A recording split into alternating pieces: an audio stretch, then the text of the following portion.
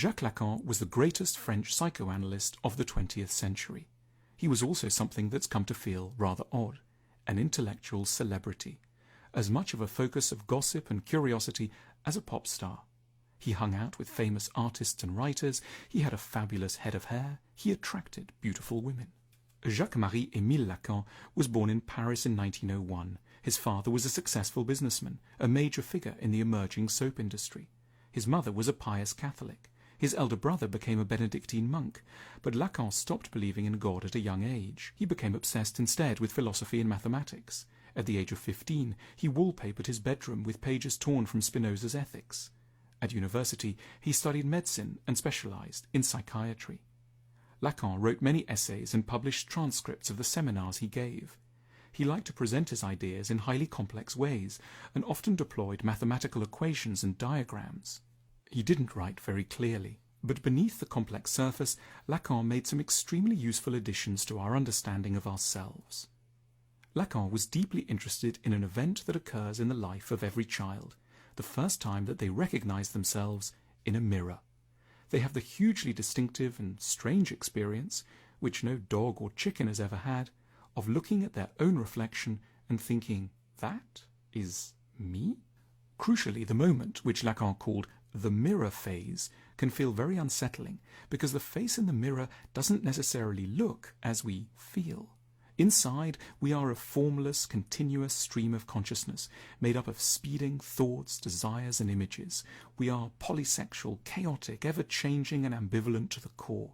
But on the outside, we seem like a more or less stable entity with composed and symmetrical features that betray almost nothing of what's going on within. We have only words to try to transcend the gap, and most of the time they fail to do justice to our real intentions. Not knowing how to say what we feel isn't a personal failing, it's an existential truth. The image in the mirror is by necessity far more one-dimensional than the entity that beholds it. This leads to a problem that follows us throughout life. As adults, we long for others to understand us in the deepest ways. But Lacan is preparing us to face the darker possibility that in fact other people will be resolutely stuck on the outside of us, assuming us to be pretty much as we seem, but heavily caricaturing us without meaning to. We're understandably reluctant to accept this loneliness and are consequently very concerned to control the external appearances that we present. That's what the fashion industry trades on. We hope that if we could tinker sufficiently with what other people see externally of us, perhaps our hair or the design of our collar, we may eventually be properly understood. But Lacan suggests a more difficult, mature move, that we accept that other people simply won't ever experience us the way we experience ourselves, that we will be almost entirely misunderstood, and will in turn almost entirely misunderstand. Lacan was famous for his extremely negative statements about romantic love. There is no such thing as a sexual relationship. Men and women don't exist. And most dramatically, man knows nothing of woman and woman knows nothing of man.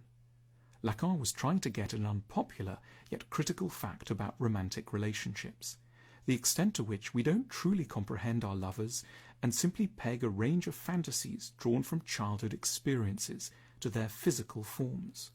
It's a dark but in a way liberating idea.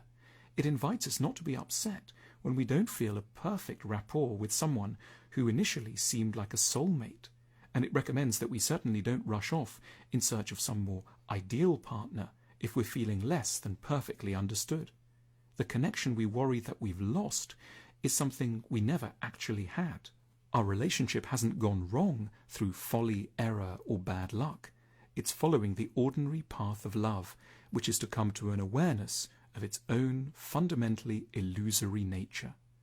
With Lacan's help, we can hold on to a more accurate picture of what is normal, to be more or less always alone. This is a foundation upon which we can build more mature and less frustrated relationships. Lacan was very active in intellectual life in the late 1960s. It was, of course, a time of great excitement around social change. There was the sexual revolution, great interest in communism, and lots of protests. Lacan's friends were extremely excited.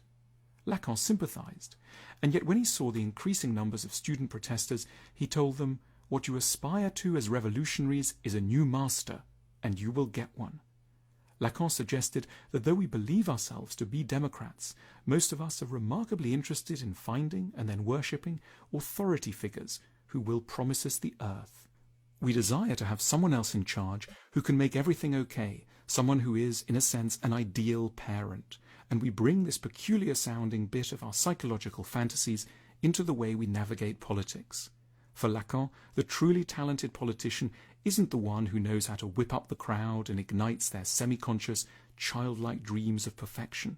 It's the one who dares to be an adult, someone who has the skill to persuade people of the disappointing nature of reality, and who has the tact to do so without provoking unbearable rage and tantrums.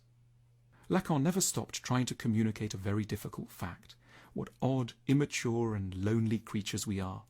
It's because we refuse to recognize this and don't budget enough time to absorb the grief that we're more miserable than we need to be.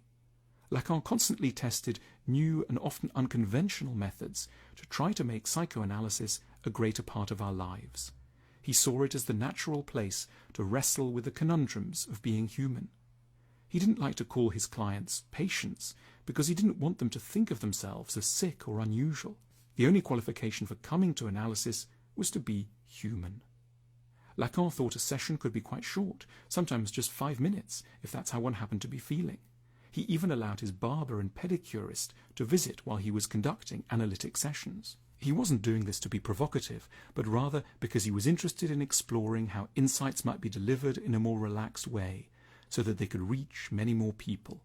Lacan was unafraid of mixing intellectual truth with worldly success, and thought it was just as important to influence politicians, artists, and everyday people as it was to teach philosophers or psychoanalysts. He continued to lecture around the world right up until his death at the age of 80. Though an atheist, Lacan had occasionally spoken of a wish to have a grand Catholic funeral, ideally either in Venice or Rome, but it wasn't to be. He was buried quietly near his country house in the modest village of Guitrancourt, not far from the northeastern suburbs of Paris. Lacan had big ambitions for psychoanalysis. He hoped that it might transform the most powerful collective bodies of the era, like the Catholic Church and the Communist Party, and liberate them from some of their errors. He believed that in the future, psychoanalysis would become widespread and normal, ingrained in the way people think, a part of the business of ordinary life. It's an important project, and we're still at it today.